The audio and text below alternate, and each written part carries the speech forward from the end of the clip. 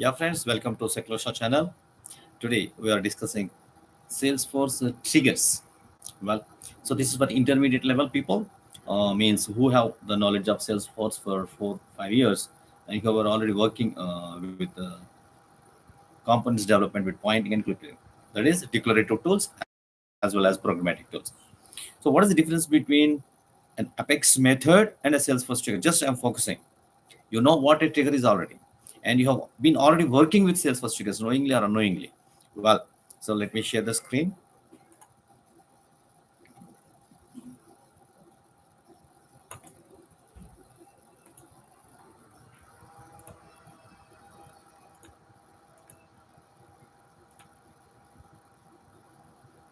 Well,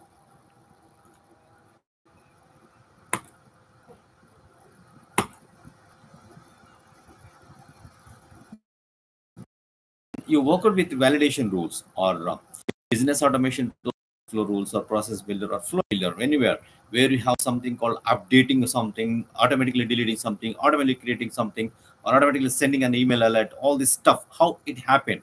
Take, for example, small thing like validation rule. All the validations are before triggers. So what is before trigger? What is after trigger? I have not yet discussed. Okay. Then you can get the lead. What is before trigger and what is after trigger? For the time being, what I'm saying, all the validation rules are before type of triggers. Why I'm using every trigger, I mean, per object one trigger is the best practice. Okay. uh, if I write 2 3 4 5 triggers, does it work? It works. Performance, right? Performance. One person goes there and brings whatever I want at one time is different, and one person goes and brings one component, brings one component, goes and brings another component. A lot of difference is there, right? The unnecessary stress, the burden on the server. Well, what we call repetitions, the best entire trigger, is it before a trigger or after a trigger? I mean, before type of trigger or after type of trigger? That's the reason I'm giving a lead. All the validation rules comes under before types of triggers. Good. For example, take an account object. On the account object, you want to create, if it is the industry education, if the industry is education, you have to give an message that right now we don't provide education sector. Well, through declarative logic, what you have done, you have created a validation rule. Remember, declaratively, you have dictated one validation rule.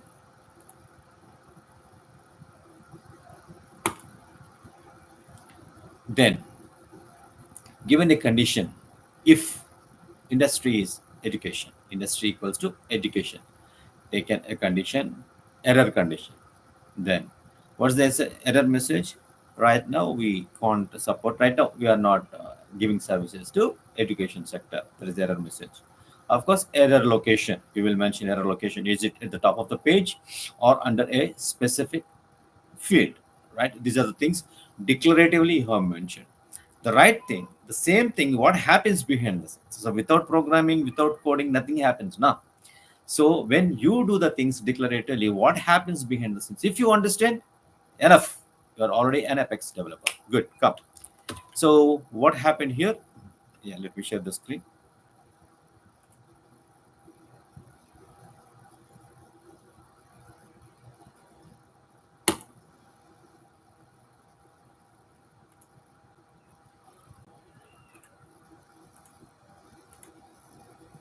By the way, last time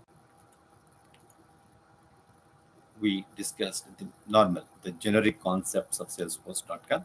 I mean, at the time, I think I have not demonstrated. Yes, yes, I didn't do anything specifically. Yeah, this is right now. It is taking place. Yeah, we are online now with this Salesforce. Well,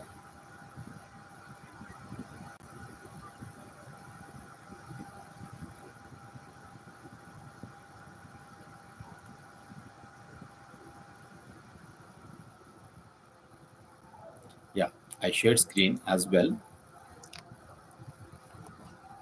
Yeah, this nice guy who is from But management, commerce or MBA. right? Like that type of thing. I But his did project debug demanded anything. that. Right. Let us Wait, close the tab.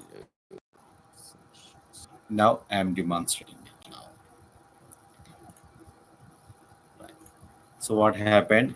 Validation on which object? Sub account object. Then what is the condition? If industry, just please excuse my typographical errors. If you are particular about it, no problem. Let's correct it. Validation rule. What happened? You have taken an object called a custom object, a standard object, account or account double underscore. And what is the condition? That is what I mean to say. Error condition. What you have given? If industry equals to education. Right. What is the error message? You have given right now we are not rendering our services to the education sector. Okay. Well, then error location where you have to throw the message. It may be at the top of the page or under field. Well, so declaratively. The same thing behind the scenes is converted into a trigger. There was a trigger behind the scenes. So what happened there is there is a trigger on which object? Account object. Some name you have given, what are the metadata you have given declaratively. It has taken, for example, I'm taking short trigger.